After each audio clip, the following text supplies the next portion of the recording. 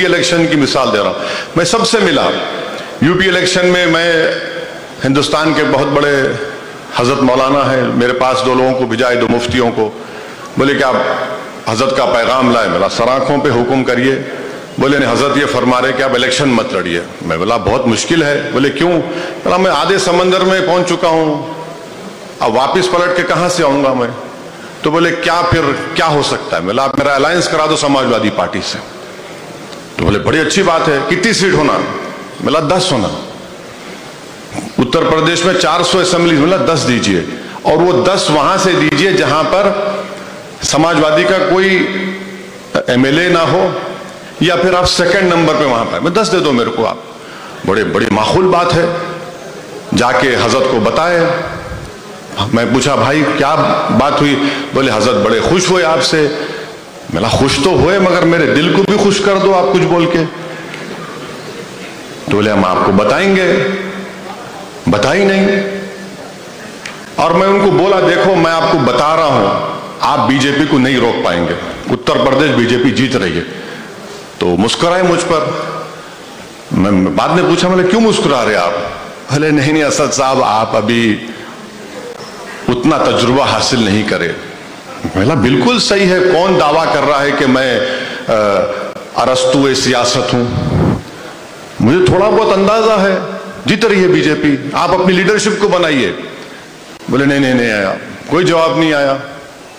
अच्छा इलेक्शन हो गए, उन तमाम हजरात ने ऐलान किया मस्जिद 2 समाजवादी को दो। क्या हुआ? वो इलेक्शन खत्म हो गया, कौन जिम्मेदार? असदुद्दीन ओवैसी जिम्मेदार। अरे मैं फोन करके बोला भाई कम से कम आप तो मत बोलिए, आप तो मेरे से बात करने आए थे। बोले नहीं नहीं बड़ी शर्मिंदगी हो गई। अच्छा 2019 के लोकसभा के चुनाव में एक बहुत बड़े फिल्म प्रोड्यूसर है बंबई के। मैं इलेक्शन कैंपेन में था तालाब कट्टे में या कहीं पर। तो बोले भाई बहुत जरूरी बात करना है, आप जरा फोन बात कर। मैं किसी घर में गया। बोला बोलिए। बोले असद भाई लोग ये बोल रहे हैं कि आपके लड़ने से बीजेपी जीत रही है। तो मैंने कहा, उनका नाम लेकर कहा कि भाई साहब आप स्पीकर फोन खोलिए, आपके अतराफ में 2-3 मुसलमान तो जरूर बैठे होंगे। बोले हाँ बैठे हैं। बोला खोलिए। फोन खोल दिए।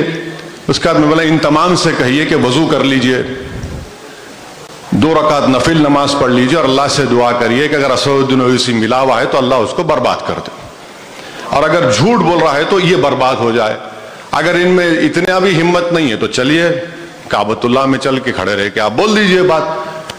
अगर वो नहीं तो रसूलुल्लाह सल्लल्लाहु अलैहि वसल्लम के रोजे मुबारक में चल के बोलिए। तो फौरन वो प्रोड्यूसर साहब फौरन उठा लिया। अरे भाई आप क्या कह रहे हैं, लोग तो परेशान हो रहे हैं। मतलब परेशान क्यों हो रहे हैं? बोला मैं 3 सीट लड़ रहा हूं। चलिए 3 सीट का कौन सौदा करता मेरे से?